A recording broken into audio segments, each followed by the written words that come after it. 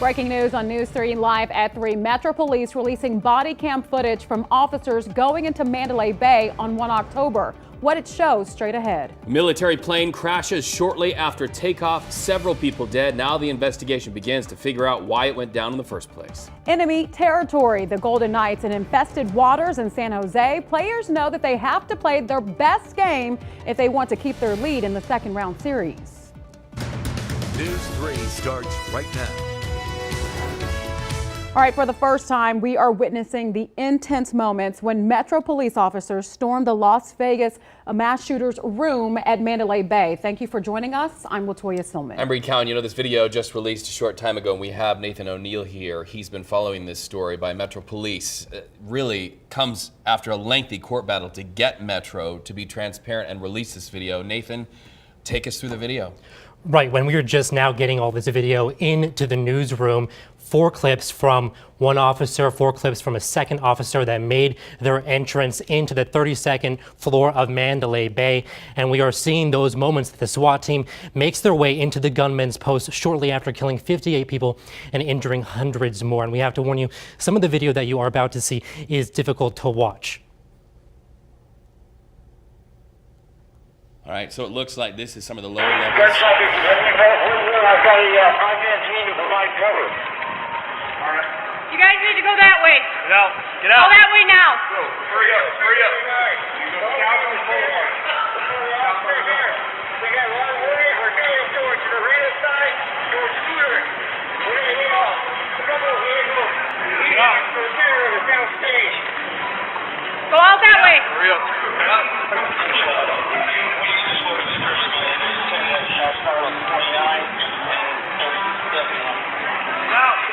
590. Inside and lock the doors. Where's the elevator to the floor? Where's the elevator to the floor? Where are the elevators? Everybody, work your way outside. Go that way. Move that way. Hurry up. Everybody go that way now. Go that way now. Everybody, work your way outside. Okay. Everybody, start going. Guys, slow down. Slow down. I'm going to dump. Hey. Slow down. I'm going to. And you could see those moments when the police officers entered the hotel casino, the lobby area there, just trying to get a sense of what was going on. Also warning people to make their way outside of the building as they get ready to make their way up the staircases. Now, the next clip that we're going to show you is a clip of those officers making their way floor by floor, room by room, clearing them, and also warning people about what is going on inside the hotel. Take a listen. Just don't let anyone come out behind us.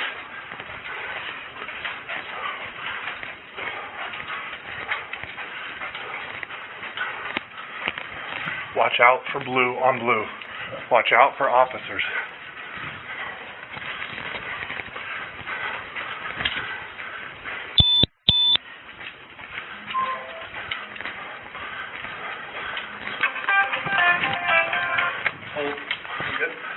No, I'm good. Oh my gosh.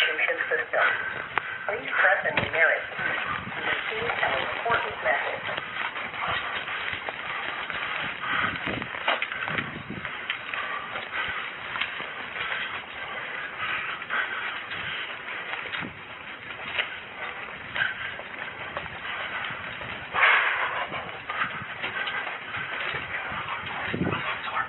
Huh? Ready? Metro Police! Police Department! Police Department! Police Department. Metro Police, everybody okay? Okay, lock the door. Your door is open. There's someone shooting inside the casino. Lock the doors. Okay, it's clear? We're clear. We're clear. We'll lock our doors right now. Okay. Wait, we got one in there. We got one in there. It was open. No, that's okay. And the final clip that we're going to show you at this hour is the actual moment that officers made way into the gunman's hotel room. The breach, you can hear them calling it out. It is a quiet moment right before they make their way into the room. They do not know what is on the other side of that door.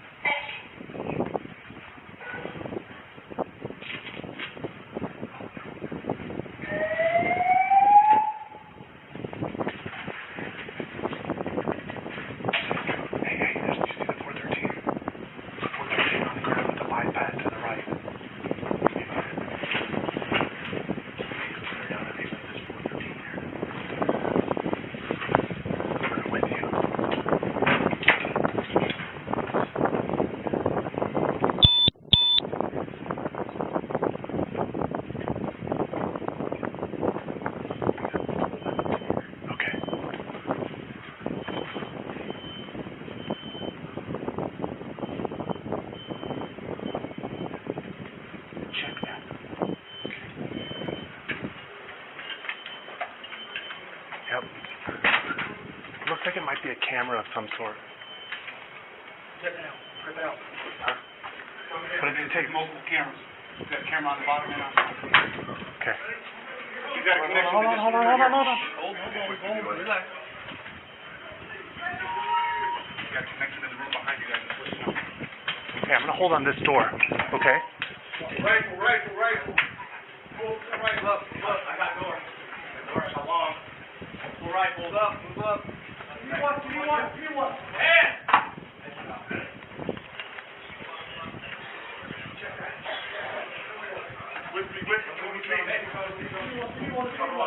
Okay, cover on that. In with you. On this door, it's with you. Right here. This door is with you. Those are cameras pointing down the hallway.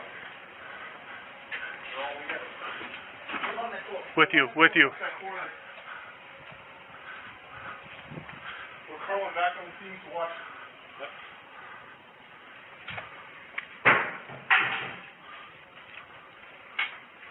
Clear. Check under the bed. Thompson, I'm covering. Watch these quadrants. Watch your back. I got the. You got it? Clear. Watch these closets. I'm gonna breach. it. Breach, right. Move up. K9 coming out.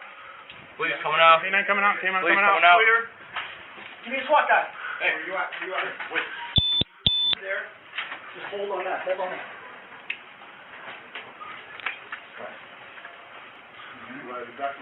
Hey, I need that other charge that's in the stairwell. Yep. Hey, Second charge. second charge in the stairwell. I checked him. Just watch that. I'm gonna put a breach on that door. Copy that.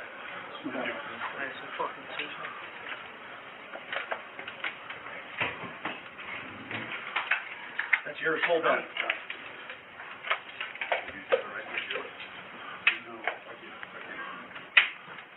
I got rifle plate.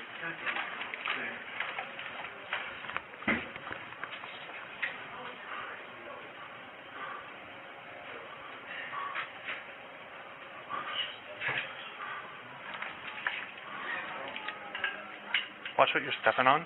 I don't know what that is, but there's a wire there. Like he put cameras on he put cameras up on the peepholes and all that. That's what these wires are.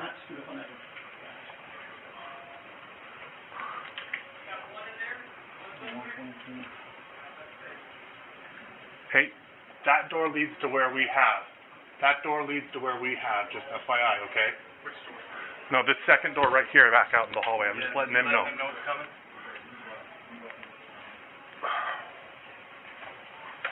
You got room keys for 134, 135. Back. Let her know we're doing another breach. Another breach. Another breach. Another breach.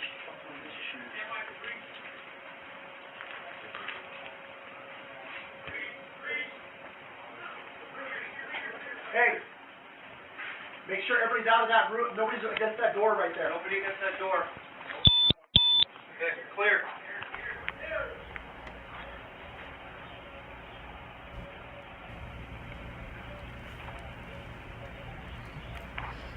And again, these are just new videos just released. We are going through them right now. There's probably about a few hours of video that we are now going to be sifting through. This is all part of 750 hours of video that has been ordered to be released here. And what our viewers are seeing is Right. inside the killer's room. This is the first time in history on live television that we are able to show you the fruits of what was a lengthy court battle to get Metro to release this body cam footage. You are seeing inside the room of a mass murderer as Metro makes entry. Now you we're going see to them cut doing off. it- Go ahead. I was just going to say, and you're seeing them do it very carefully because they don't know what they're about to counter. You hear them talking about cameras that they see as they're starting to make their way into that room. They were very worried because at this point they don't know what who we now know is Stephen Paddock, what he was up to. And so they're finding out the cameras. They're trying to check room by room to make sure that their lives aren't in danger. And I thought it was really interesting hearing them say, make sure you watch out for blue on blue. Make sure we watch out for each other so that there isn't any friendly fire, if you will, in this situation. And at this moment, we want to let you know that we've made a choice as a news organization to cut off of that video. We may roll other parts of the video, but at this moment, after they breach a door, they actually make entry and they see that Stephen Paddock has taken the coward's exit and has, in fact, put a bullet in his own head. Right, and in fact, and coming up in later shows, we're going to be talking with a retired Metro detective to get a little bit of insight into the video that we're seeing, the mindset of the officers that are walking through these hallways and they don't know what's going on and they are letting their training take over. So we're going to have a lot more on that. We will also have more clips of these videos posted on our website, news3lv.com. And Nathan, before you leave us, I mean, you've been following this from the start. One of the things that's pretty interesting is the lead officer who breached that room did not have his body camera on. Are you guys going to be asking why wasn't that camera on? Was he told not to have that camera on? Any indication of what was going through his mind, being the lead person to go through that room and not having his body camera on? Right, and I believe it's standard protocol for the department when you have a body camera on, when you encounter a certain situation, you're supposed to activate it. Metro has not talked about why that officer, the first officer to enter the shooter's room, did not activate his camera, and they have not answered any questions about the release of these videos, and they've indicated, the sheriff yesterday said he would not be taking any more questions about these videos. He said there is a full investigative report that will come out later of the year, and he says there will be more insight when that comes out. You know what really gets me is you see this video, and feel free to our director to throw it back up again. What you see is military precision and training. But you also hear officers and their heavy breathing. You can hear the microphones by their mouths. At one point, you could see beads of sweat off of the officer's face. This was really a moment when their training met their own humanity, when they knew that outside 58 people had been fatally wounded, hundreds more had been injured, would be fighting for their lives, chaos on the ground. And this video, once again, the first time that we've been able to show this here on live television. Metro Police releasing 8 clips to us as long as 30 minutes each. Nate, what's the body of images that are about to come to us over the next several weeks? So there's 750 hours of video. That's Metro's estimate of body camera footage. There's also surveillance footage, 911 calls, 2,000 911 calls that were made, and hundreds of documents, all part of the investigation and all part of this new order that was issued last week, telling Metro that they had to release those, they had to make those public records public. And as you heard yesterday, the sheriff said that he did not want to do that. They are still wrapping up their investigation, but the judge said there was not enough of a threshold several times in several courts over the course of the several months that met the requirement for Metro to withhold those public records from the public. Right, and of course, members of the media, including us, we felt that it was necessary for us to show this to the public, that the public had a right to know what went down in one of the worst nights of our history, our darkest hours, not only when Stephen Paddock was out there committing mass murder, but also what happened following this investigation when those shots rang out. Right, and the interesting thing here is we all felt it in the community, the terror of that night, the horror of that night. This takes us back there, but seeing what the officers see and what they went through, I think it shows, hey, they were part of this community too. Absolutely. And they went through this as well. So in a much more intricate and very traumatic way as well. Exactly. So. All right, Nathan O'Neill, thank you so much. We appreciate your efforts bringing this story. We're going to go to break here. We'll be back in just a moment.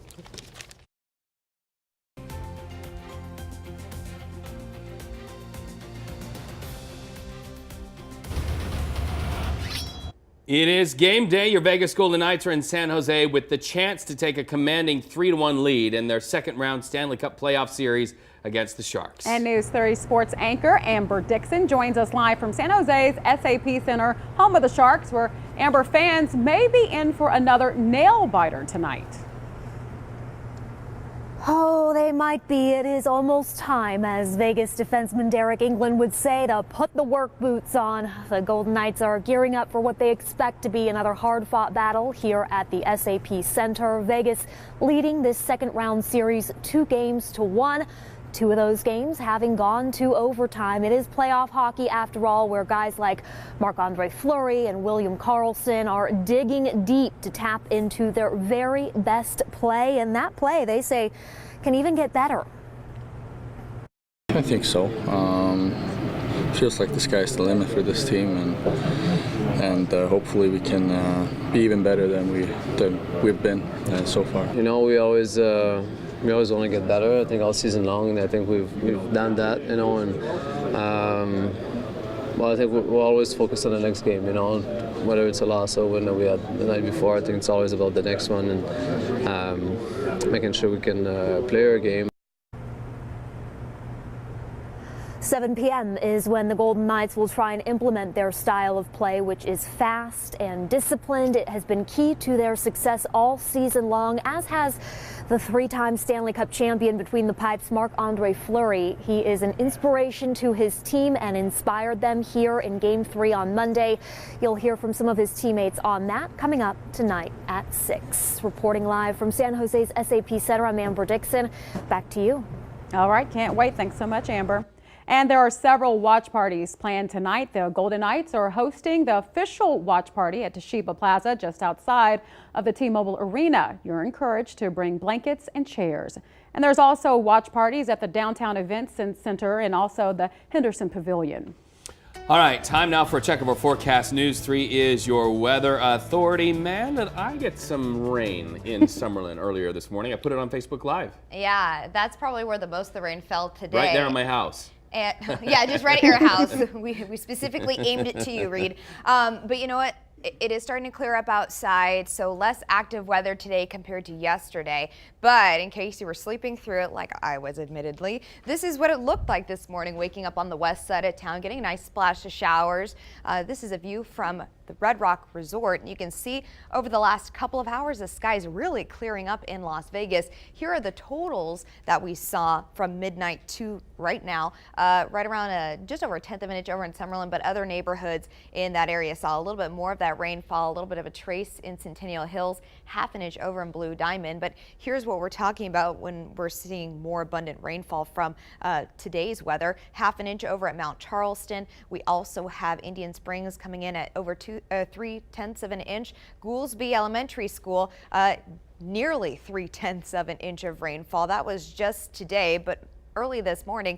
Here's another look at the precipitation totals regionally. As far as the temperatures go, well below normal for this time of year. We're in the 60s outside. Can you believe that? 67 downtown, low 60s in Summerlin, and the upper 50s for Blue Diamond at the moment.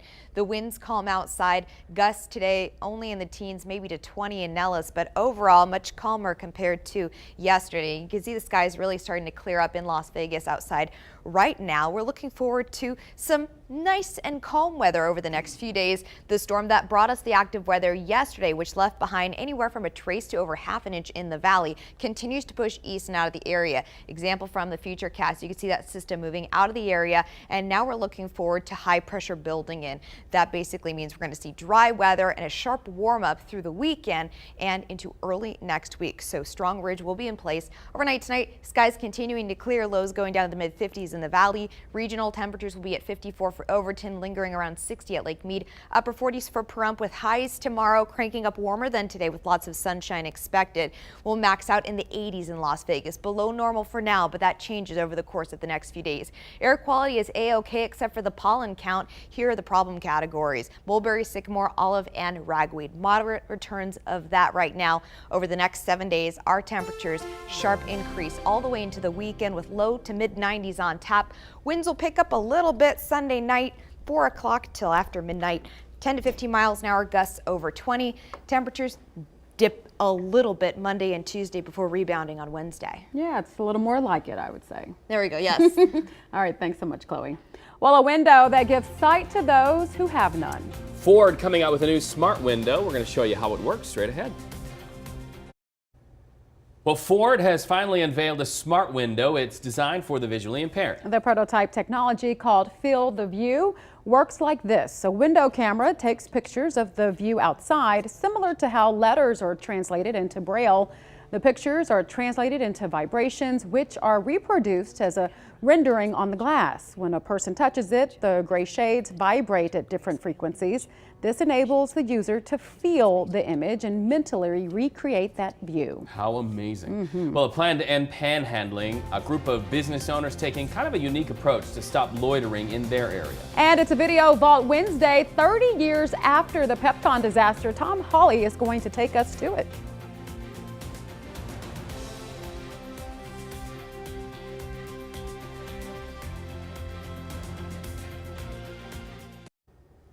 Breaking news on News 3 live at 3:30. Finally, body camera footage from inside Mandalay Bay on 1 October released to the public. You'll see it ahead.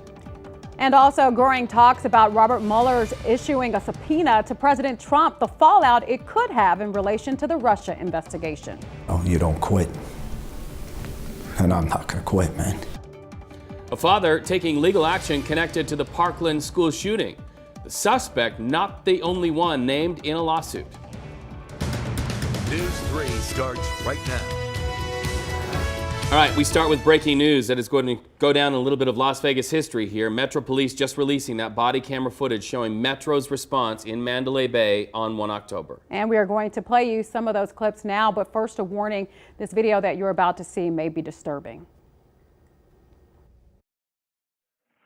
Just watch that. I'm gonna put a breach on that door. Copy that.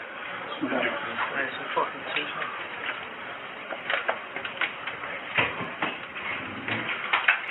That's yours. Hold on.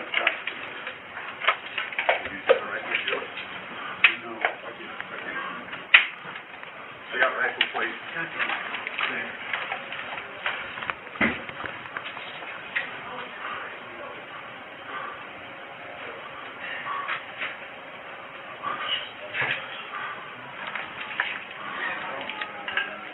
Watch what you're stepping on. Yep. I don't know what that is, but there's a wire there.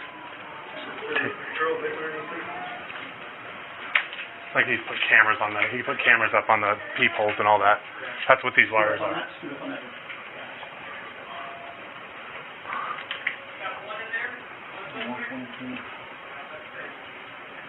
Hey, that door leads to where we have. That door leads to where we have, just FYI, okay? Which door? No, this second door right here back out in the hallway. I'm just letting them know. Let them know it's coming.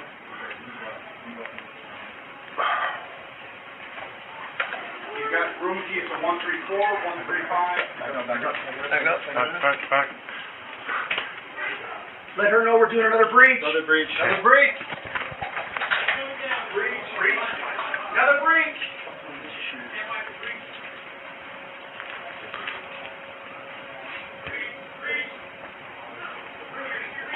Hey, make sure everybody's out of that room. Nobody's against that door.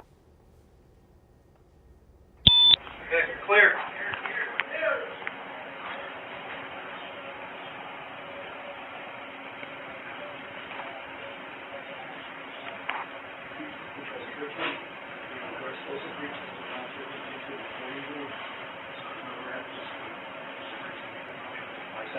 Here's a long one.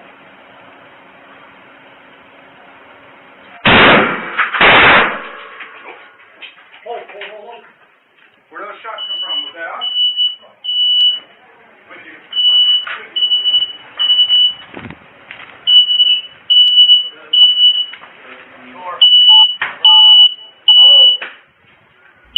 All right, so you hear that explosion. When they say breach, that means blow the door down. Stephen Paddock's hotel room, a suite with many rooms. And so Metro Police just now peeking around that corner, Latoya, they are seeing that the killer took the coward's way out, took his own life.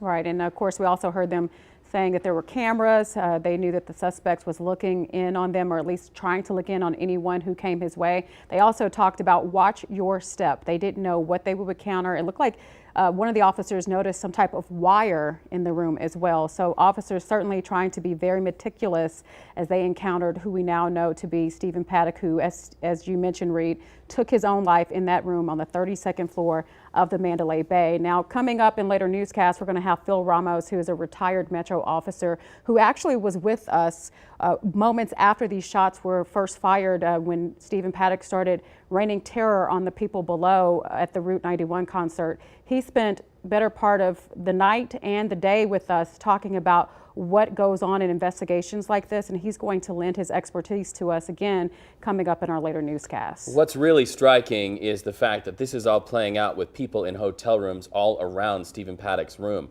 One of the 8 tapes that are all as long as 30 minutes each that Metro has released to the public today shows Metro Police going into rooms, seeing people in their beds, waking them up and saying, stay in your room. But you can see right there's the double doors that they had to blow open. All of the video that we've seen now coming to life from those still photos that were first released.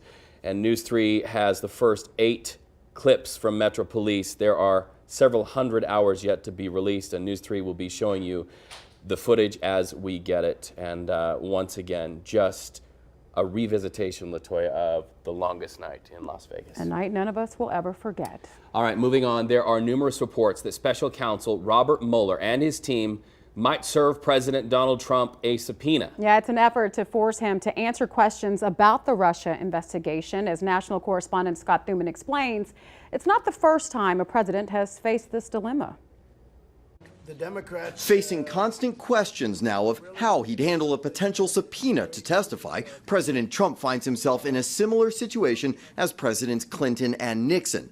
All have denied, I had no prior knowledge of the Watergate break-in, or tried to explain their versions of what landed them in hot water.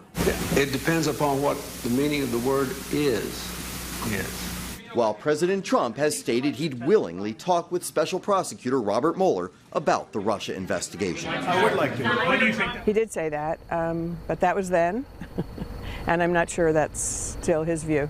Legal experts like constitutional law professor Susan Lowe Block says it could be a very dangerous prospect for him. Because lying to a grand jury or to Mueller is a federal offense. That would be dangerous. Could that then be impeachable? Yes, perjury is impeachable. We know that from Clinton. If the president decides not to testify, lawyers differ on whether he could be forced. The Supreme Court could even be called on to sort it all out. And of course, there's another option for a president. He could take the Fifth Amendment. And he's the one who said you don't take the Fifth Amendment unless you committed a crime. So those words would come back to haunt him. As for how those past presidential cases were resolved, Clinton's subpoena was withdrawn after he agreed to testify. Nixon's went away because he resigned. In Washington, I'm Scott Thuman. Developing now, a military plane crashes in Georgia, killing 5 people. The U.S. Air Force says the plane is WC-130. It was in Georgia for maintenance. Witnesses say that the plane went down shortly after takeoff. You see the smoke here in these still images. Military officials say 5 people are dead, all of them from Puerto Rico. They recently left the island for a mission in the United States. Obviously, a terrible situation in Puerto Rico still playing out after the hurricane. According to the Air Force, the plane is used for weather reconnaissance. Officials with the Federal Aviation Administration are headed to the site to begin their investigation. Well, back here in the Valley, the Clark County School District has a new superintendent. Officials with the school picked Jesus Jara following an extensive community outreach campaign that ultimately ended with officials going outside of southern Nevada. Jara previously served as the deputy superintendent of Orange County Public Schools in Florida. Attorneys in the civil trial against magician David Copperfield are looking at all of the possible angles to figure out exactly how a British tourist may have suffered a serious brain injury.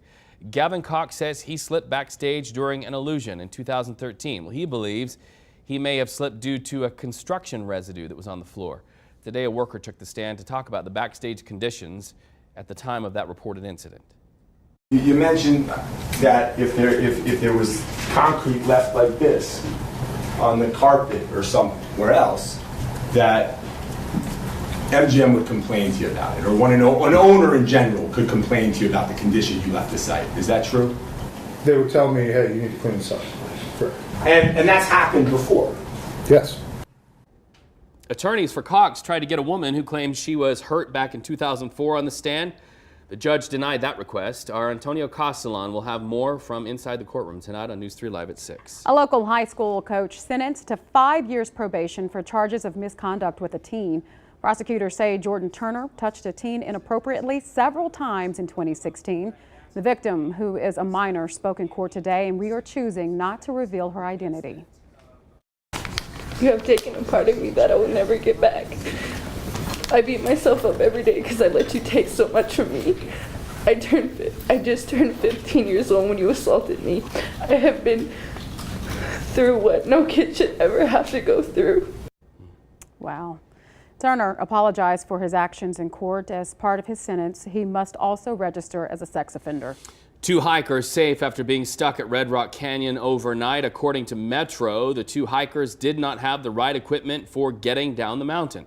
Search and rescue could not reach them until this morning because of their location and because of the weather conditions. One of the most outspoken parents of the victims in the Parkland school shooting is taking legal action now. Andrew Pollock filed a wrongful death lawsuit against accused gunman Nicholas Cruz.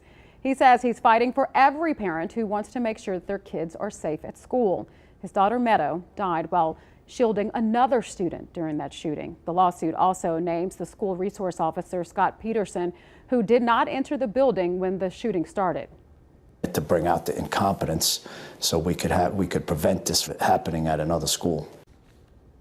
Pollock says Peterson could have prevented several deaths had he just done his job. Attorneys for Peterson declined to comment on the lawsuit. Well, a unique way to combat loitering. San Francisco business owners trying something new as panhandlers hang out by their doors.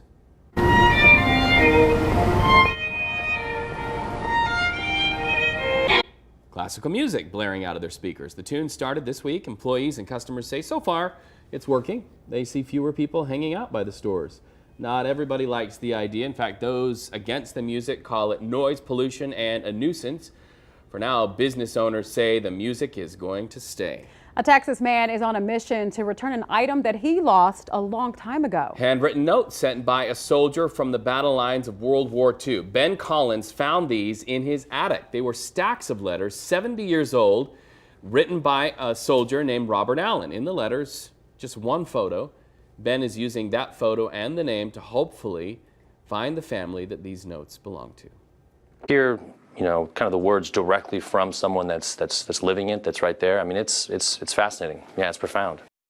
So far, Collins' effort to find the family have not been successful. He's hoping that somebody sees his story and reaches out. All right, well, it's time to crack open the video vault. A strange sidebar to those PepCon blasts that happened many years ago. Tom Hawley remembers the destruction of a place called Kid and Company Marshmallows after the break. Skies are clearing up outside and the storm is moving out of the area. Prepare for an intense warm-up to follow. We'll have details coming up.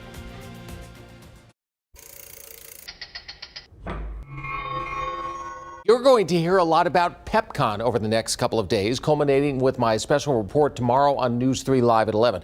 That leads into the 30th anniversary of the day Pacific Engineering Production Company of Nevada was destroyed in a massive series of explosions. What's not quite as well known is the story of the factory next door, which was also leveled. I was reminded of it when speaking recently with a former News 3 reporter who had been sent to the scene while the rubble was still smoldering. And one of the things that I remember the most was that there was this smell in the air of burning marshmallows. It had almost like a campfire feel to it. That might sound odd coming after this. But Channel 3 had been to the adjacent property the year before. Laura Stevenson has the story of a unique business that serves up a sweet product but manages to avoid sticky situations between employees and management. This lifestyle segment was about a marshmallow plant, bringing a soft touch to a gritty industrial part of the valley. One aspect that's unique about Kidd & Company is that the owner isn't just an invisible figure. Mr. Kidd himself makes frequent visits to the factory and is on a first-name basis with employees. The goal was to create a pleasant work environment on an assembly line, and the strategy appeared successful. Do you think you're going to stick around here for a while? Oh, yes. As long as they'll have me. But the job was interrupted on May 4th, 1988. And Kidd became part of the backdrop for David Riggleman's reports. It just was hard to gather that we had a rocket fuel plant next to a marshmallow plant, and that somehow they were coexisting out there. While the marshmallow plant was rebuilt, Kidd employees never missed a paycheck. Eventually, the plant was acquired by Kraft and closed its doors in 2001. As to the larger and more deadly story of PepCon itself, that is the topic of my special report tomorrow on News 3 at 11. All right, Tom, we'll look forward to that. Now for the good stuff, where we shine a light on people out there doing good things in our world. A Minnesota man takes to Facebook to help a store worker, and his request gets national attention. Paul Papkanian was born a twin in Liberia, but was left to starve to death, which left him disabled. American missionaries adopted him, and now, years later, Paul rides a bike to work, something Todd Sandberg noticed. So Todd started a GoFundMe campaign to raise $500 for a new bike. Now it's at $20,000 and climbing. I'm glad to be in Buffalo. I am glad to be with people surrounding that looking out for people like me with a disability. See, just a bunch of gratitude right there. Paul will get to pick out his new bike on Friday. The rest of the money will go to renovating the home that Paul shares with his wife. Well, make sure to join the conversation on Facebook by liking our page. Just search for KSMV News 3 Las Vegas. Well, it's hard for most of us to even imagine being 14 years old with no mom or dad to turn to. That's the reality for tonight's Wednesday's Child, my new friend Robert. He's been in the foster care system for quite some time, and during his difficulty, he's kept positive about his life. This is a smart young man who just wants a family so he can be happy. And he's pretty funny, too. Here's Robert talking about his braces. They hurt, don't they? Nope. No? I take the pain. To look good. Yeah. Pain, no pain, no gain. No pain, no gain. Join us tonight at 6:30 for Wednesday's Child to learn more about Robert as he longs for a permanent family. Well, News 3 is your weather authority, and we're longing for some temperatures that will, be pleasant and to be dry as well. Well, you're welcome. That is on the way. We've got drier weather happening outside right now, and temperatures warming significantly into the weekend and early next week is going to be pretty nice as well. First, we'll go outside where it looks like a painting from Black Mountain. More sunshine this afternoon compared to what we woke up to this morning. Here's what it looked like on Mount Charleston, waking up to the white stuff, but just watch. It melts as the rain starts to fall, temperatures start to warm up, and we basically say bye-bye to that snow that we were looking forward to. Gloomy this morning, showers more so on the west side of town. These showers moving from north to south. Clearing this afternoon. It has been a beautiful last few hours. Here are your rain totals. Not as impressive as yesterday, but a little over 1/10 of an inch on the west side of town, over 1/2 an inch over in Blue Diamond. Here's what it looks like outside at the moment. 66 degrees in Spring Valley. We're seeing those nice puffy cumulus clouds outside. 62 over in the Innsbruck Overlook, and 68 from southeast. From southeast at the Wetlands Park. So overall, pretty nice weather, certainly not as chaotic as yesterday. 66 downtown. We're at 70 for sunrise, though. 64 in Anthem and 60 degrees in Blue Diamond. The winds are calm, a very different picture compared to yesterday. Here's what the showers look like early this morning, as I mentioned, moving in from north to south. Again, clearing out of the area early this morning. This afternoon, we are seeing some much nicer weather, but you can see a few spotty showers there, and like I said, clearing out. It is going to be a nice next few days as this area of low pressure continues to trek eastward and out of our area. So calmer weather and an intense warm up is on the horizon for us in southern Nevada. I think you're going to like these temperatures if you like that kind of weather, which I assume you do because that's why you live here, right? High pressure building in will bring our temperatures well above normal over the weekend and early next week. Partly cloudy tonight, lows going down to the mid 50s in the valley. Regionally, we'll be at 33 on the mountain, 49 for Pahrump as well as Sandy Valley, 54 in Boulder City. Highs tomorrow much warmer than today. Calmer, drier, and lots more sunshine expected for Thursday. We'll hit 80 degrees by the afternoon. This is below normal for this time of year, but it doesn't stay like that for very long. As we get into Friday, temperatures will be flirting with the 90s. We'll peak over that threshold over the weekend with temperatures warming up to 96 degrees on Sunday. That's more than 10 degrees above normal for this time of year. Weekend pulse moving through Sunday night will bring temperatures down a degree or so early next week, but overall, mid 90s are back, and you know what happens after the 90s? Uh-oh. Triple digits. You know, the earliest that's ever happened was May 1st. And normally it's around May 26th on average that we see the first triple-degree temperature day in Las Vegas. So we're just weeks away. That's right around the corner. Yay, so exciting. Yeah. Just kidding. Enthusiastic. All right. Thanks so you. much. Well, a new brew that takes its inspiration before the U.S. Revolutionary War. Budweiser's latest creation that's sure to make you feel patriotic after the break.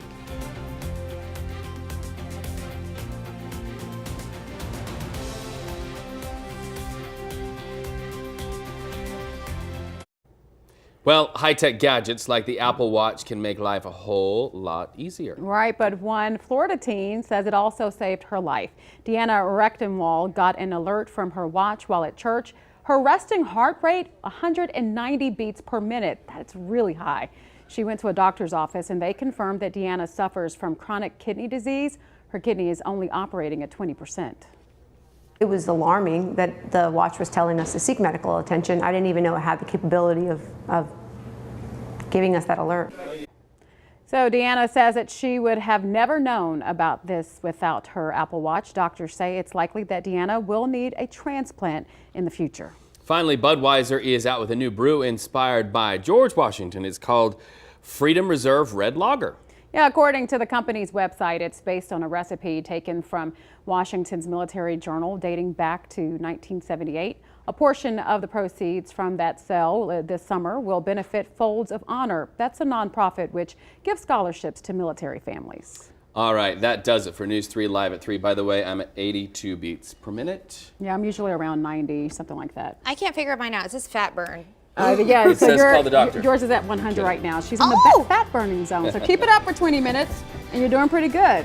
All right, we'll see you at 5 o'clock. Of course, we'll have the latest on those tapes from the 1 October shooting coming up at our next newscast at 5 o'clock.